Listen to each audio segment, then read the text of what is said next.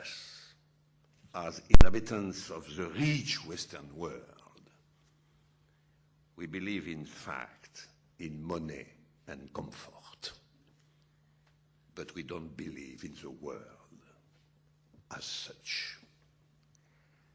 So the question is, what sort of ethics permits us to go beyond the war of death against death, of crime against crime, beyond the war between the desperate poor and the nihilistic rich? The question, finally, is a political one. And finally, we have to say there is no formal, divine, or natural ethics. What exists is something like concrete political questions and commitments to their solutions. The good is always a singularity,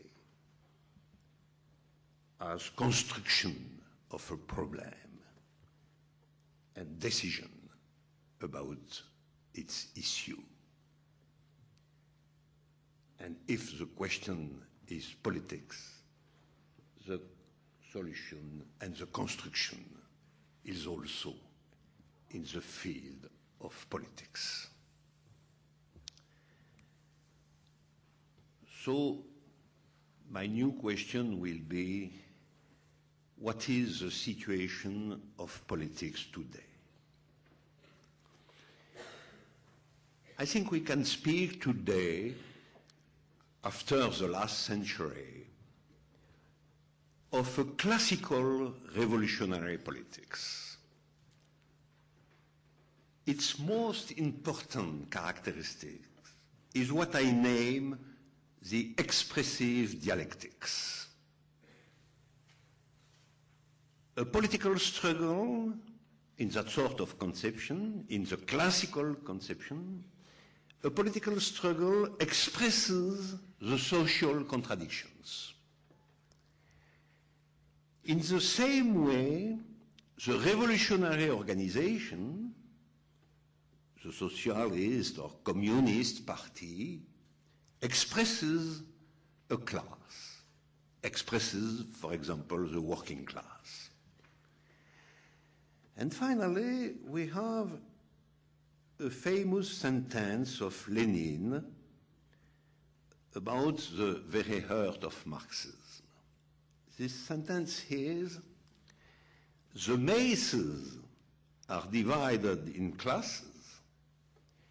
Classes are represented or expressed by parties, and parties are ruled by chiefs. So finally, a proper name, the name of a big chief, is a symbolic expression of all the becoming of the political process. This conception is a very strong one, but the last century is the century of its failure. My goal today is just to open the way for a non-expressive conception of political dialectics. Very near, and also in tension with, the great vision of my friend Cornel West. In this new conception that we have to find, in fact, the revolutionary politics is not the objective result of social contradictions. It is a new way for thinking and doing the collective actions. And this way is not a direct expression of the objective reality, but it is in some sense separated of this reality. We have to create a separation between political action and the world itself, exactly like in the Platonistic vision of dialectics. A truth is absolutely separated from opinions. So I am really speaking of a politics of truth as something else than politics of opinions. In the real political field today, we often oppose a reactionary politics, the crucial concept of which is order, law and order, something like that, which is in fact a protection of potency, a protection of power as such. And on the other side, democratic politics, the crucial concept of which is collective desire, the desire for a new world of justice and peace, the desire of a good life.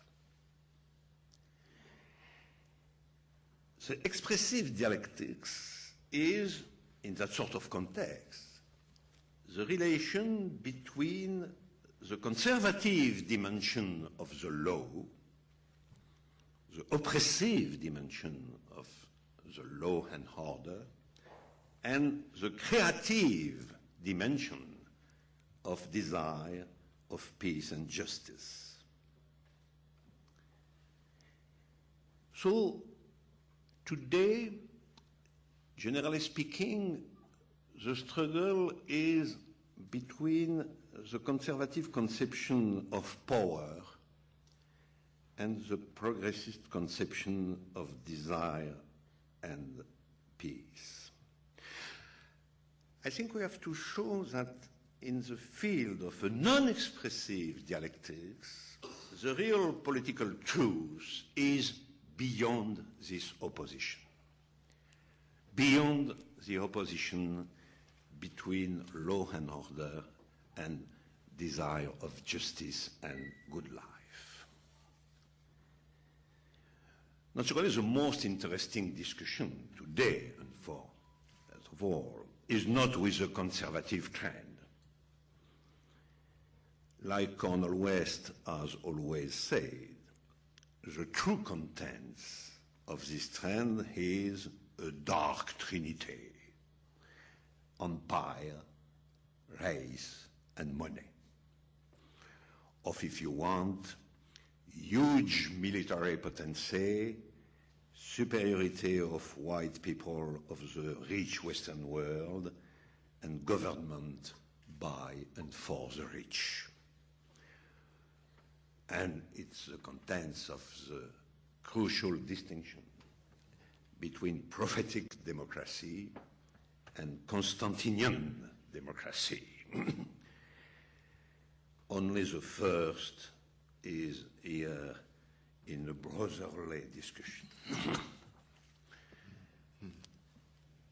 What are the fundamental orientations which define the true democratic politics today?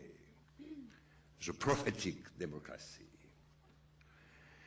I can summarize all that in 3 points about subject, culture, and freedom.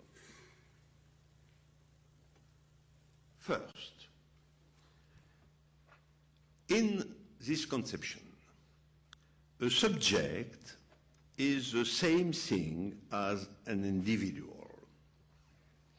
An individual is a human living body, and a living body is a complex of desire and will. Satisfaction of desires and efficiency of wills is happiness, good life. We have to respect individual happiness or good life as a norm for all subjects. It is, in fact, the great principle of human rights. Human rights, in their true contents, is profound respect for good life and individual happiness of everybody. Second, every subject is dependent of some languages. A language is a system of collective predicates, obligations, and particularities